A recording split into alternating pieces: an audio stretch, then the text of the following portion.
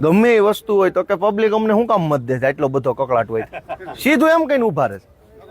હું એમ કહું ખેડૂતો દુખીશ તો કે તો મત કેમ દેશ? એટલે હવે શું કરવાનું? એ વાત એની પાસે આમ સાચી છે. દરેક વાતનો જવાબ એવો આપે તો આ સીટું કોણ આપી જાય?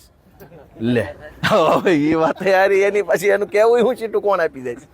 એ કે તમે જે બધા કકળાટ કરો છો વિપક્ષ વાળા, ખેતીમાં આમ છે ને ખેડૂત દુખી છે ને આ નથી ને તે નથી, તો આ મત કોણ દઈ જાય? ગુજરાત અમે હમણાં કૃષિ મંત્રીએ અંદર એવું કીધું ઊભા થઈને, તમે બધા કે વિપક્ષ વાળા ખેડૂત દુખી છે ને આમ છે ને તેમ છે ને ખોટી વાતો કરો છો. એકેય ધારાસભ્ય વિપક્ષનો ઊભો થઈને એમ કઈ બતાવે કે તમારા મત વિસ્તારમાં ખેડૂતોને ઘરે એસી નથી, એમ કઈ દો જો તમારા હિંમત હોય.